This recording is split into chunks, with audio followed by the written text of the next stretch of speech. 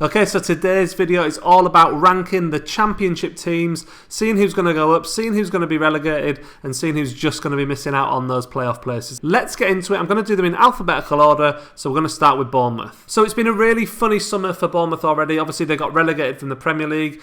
Eddie Howe has left, which is massive for them because Eddie Howe obviously turned that club around, brought them so much success, and is now off. So that's massive. That's going to be a big culture shift for Bournemouth, but also they're going to lose a lot of talent. They're already losing some of their talent with Ake going to Man City for £40 million, but also players such as Wilson, King and Brooks have been linked to other teams elsewhere. And I do worry about them without Eddie Howe in charge because he's kind of just so central to what they did. And I think it's going to be a huge challenge for them, a big change. And I can see them finishing in mid-table. So on to Barnsley then. And Barnsley were lucky last season because they stayed up thanks to Wigan having their points deduction. But that said, it doesn't really tell the whole story of Barnsley because really they started last season really, really badly.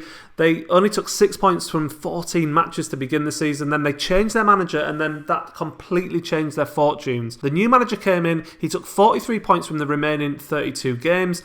That was enough to keep them safe. Just if they continue that next season, which there's no reason why they shouldn't, they're going to finish comfortably in mid-table. However, I would say they need to score more goals. They scored the second fewest goals in the league last season with 49. If they can improve their attacking prowess, they should be a mid-table team. Now, Birmingham didn't score many goals either last season. That's why they were down near the bottom.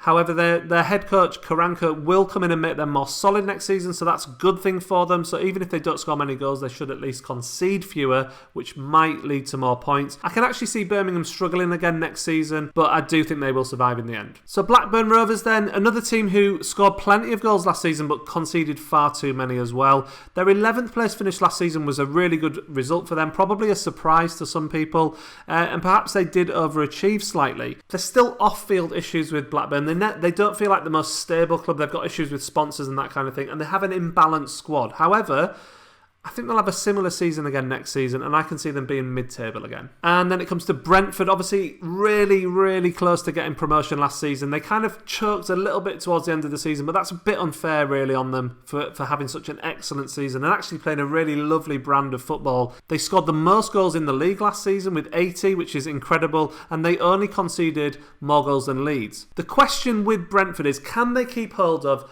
some of their star players? It looks like Ollie Watkins is going to leave. He was their top scorer last season with 25 goals. That's going to be a massive loss. But it looks like they're replacing him with £10 million striker Ivan Toney from Peterborough, who hopefully for them could step in and score, if not 25 goals, but certainly score a fair few goals for them. If Thomas Frank can keep them tight at the back, I see absolutely no reason why they can't get automatic promotion next season. Bristol City, interesting team this one.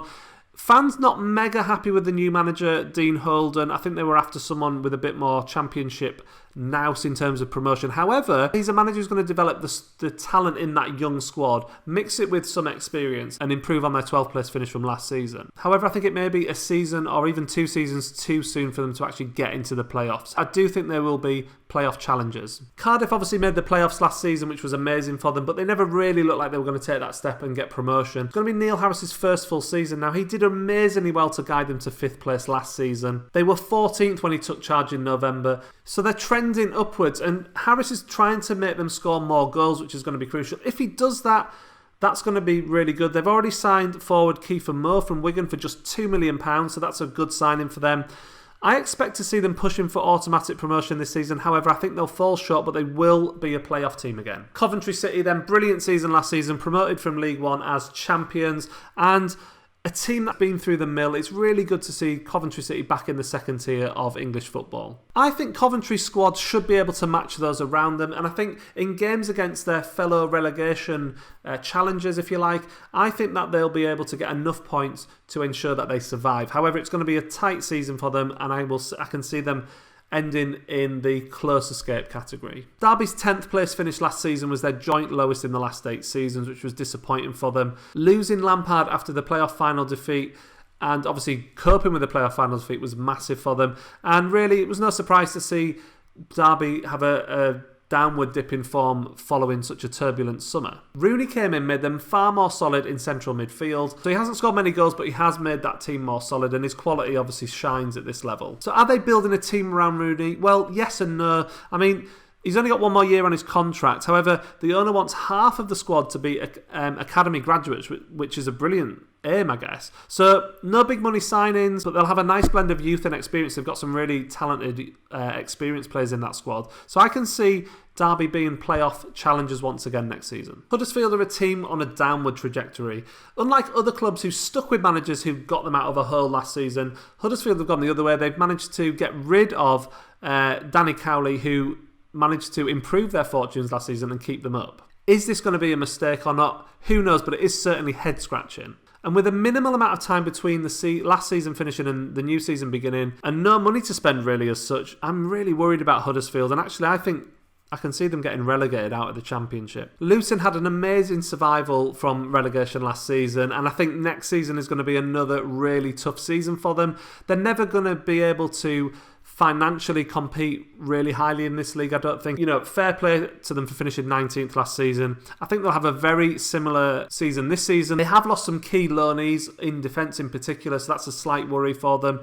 And they've got a bit of an inexperienced squad at this level. I do still think they've got enough about them to escape and be in the close escape category. Middlesbrough only scored 48 goals last season. That's the fewest in the entire league. It was a bit of a mystery why they didn't get rid of Jonathan Woodgate sooner.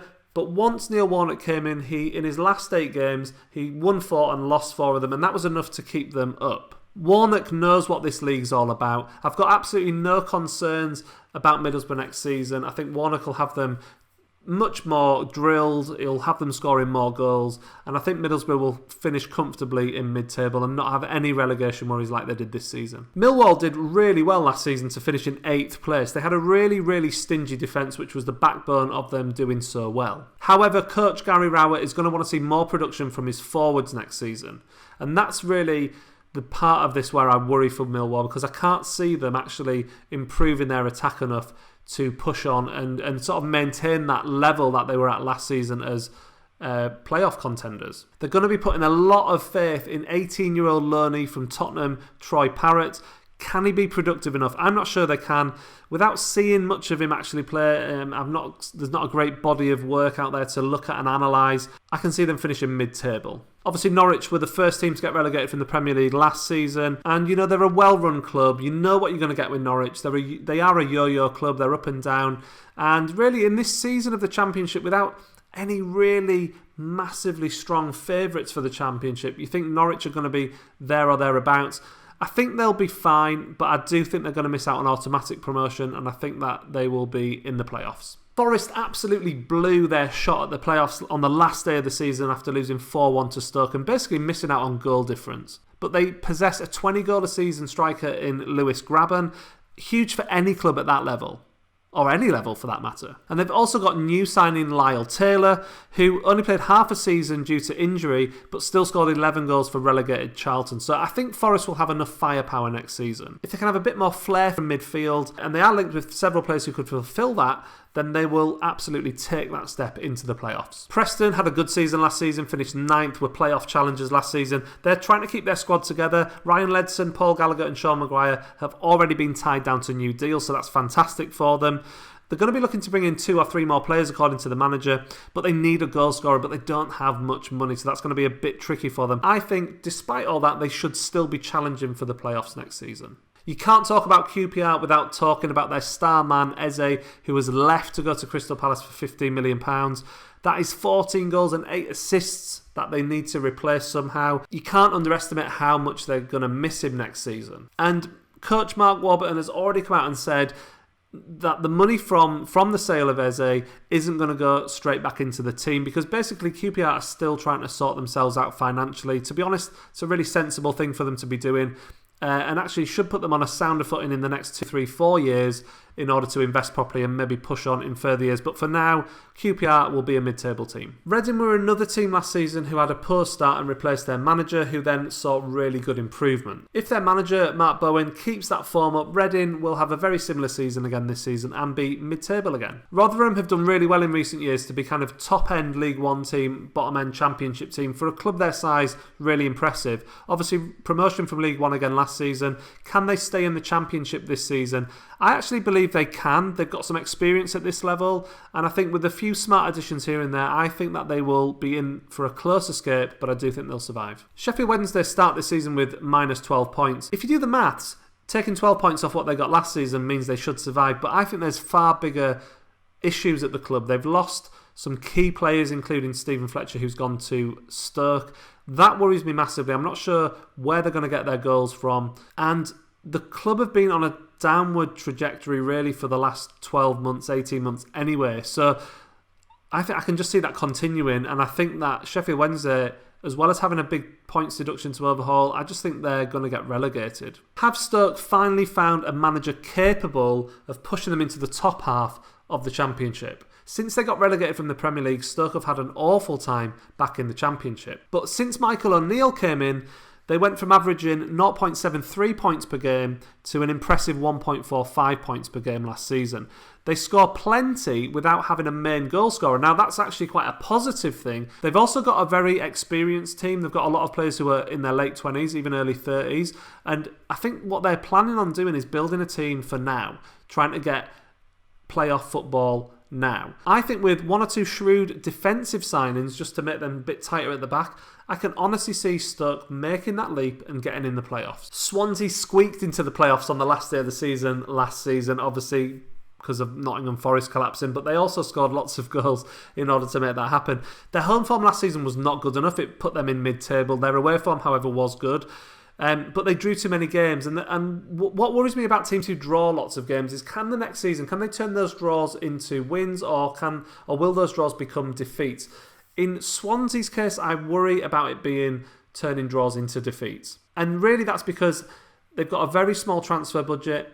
They're going to be relying on loan signings, and I'm just not sure that they're going to be able to push on and consolidate that place in the playoffs. And actually, I think what will happen is they'll go slightly the other way. They'll still be playoff challengers, but I think they'll just miss out on the playoffs next season. So Watford had a really messy end to last season. Obviously, they sacked Nigel Pearson with 2 games to go. They got relegated, and it's just been a bit of a mess. However, their owners will not settle for being in the Championship, that's for absolute sure. But even if they lose Troy Deeney, I think they'll back their manager and they will be wanting automatic promotion straight away. And I believe that Watford will get automatic promotion. And then we get to the feel-good story of last season, which was Wycombe Wanderers coming up via the playoffs into the Championship, the highest level they have ever played at in their history. Brilliant, brilliant story. But can they survive? Well, to be honest with you, I think they're going to find it really, really tough. They have a very small budget. They had a small budget in League One, which was why it was kind of a miracle they came up. They did come up. I think they're going to battle and try really hard, but to be honest, I think it's going to be in vain. I think they will get relegated, but good luck to them. Thank you so much for watching this video. If you've enjoyed it, please hit the like button and consider subscribing too if you haven't already. If you haven't already, go and watch my Premier League prediction video here, and let me know what you think of that too. Thank you very much for watching, and I will see you really soon for another video.